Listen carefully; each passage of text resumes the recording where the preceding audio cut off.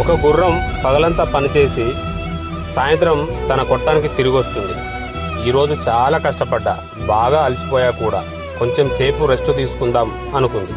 అంతలోపు గుర్రాన్ని కలవడానికి ఒక పిల్లి వస్తుంది.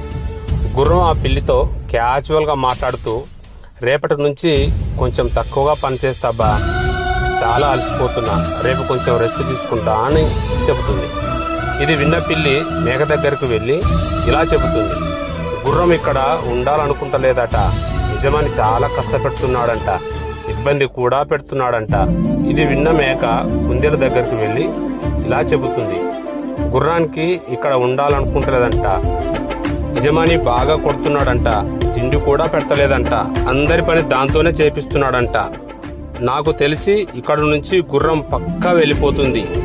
ఇది విన్న కుందేలు పాలేరు దగ్గరకు వెళ్ళి ఇలా చెబుతుంది, మీ గుర్రం ఇక్కడ ఉండాలనుకుంటలేదు, వేరే పొలం చూసుకుందంట, అక్కడ ఉన్న యజమాని చాలా మంచోడంట, కొట్టడంట, పని కూడా తక్కువ చేపిస్తాడంట, తిండి బాగా పెడతాడంట అని చెప్పింది. ఇది విన్న పాలేరు పరుగెత్తుకెళ్ళి యజమానితో ఇలా చెప్పాడు, అయ్యగారు, మన గుర్రం మనకు నమ్మకద్రోహం చేస్తుంది, రేపు పొద్దున్నే అన్ని జంతువులను తీసుకొని వేరే యజమాని దగ్గరకు వెళ్ళిపోతుందంట. పాలేరు మాట విన్న యజమాని కోపంతో ఆ రోజు రాత్రి గుర్రానికి విషమిచ్చి చంపేస్తాడు. పాపం, గుర్రం ఏం చేసింది?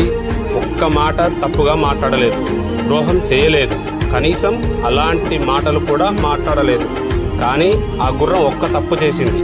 అది తన మనసులో ఉన్న మాట దాచుకోకుండా వేరే వాళ్లకు చెప్పింది.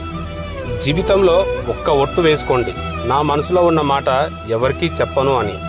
ఎందుకంటే చాలామంది మన ముందు తిరుగుతున్న మనుషులు మన వాళ్ళుగా, మంచి కోరే వాళ్ళుగా ఉంటారు. కానీ వెనకాల మీ బాధను జోక్ చేసి ఎంజాయ్ చేస్తుంటారు. దాన్ని పలు విధాలుగా మార్చి ప్రచారం చేస్తుంటారు. అందుకే మీ మనసులో ఉన్న బాధని, మీ ఇంటి విషయాలను ఏది కూడా ప్రాణం పోయినా ఎవ్వరికీ చెప్పకు. గుర్తుపెట్టుకో మామా.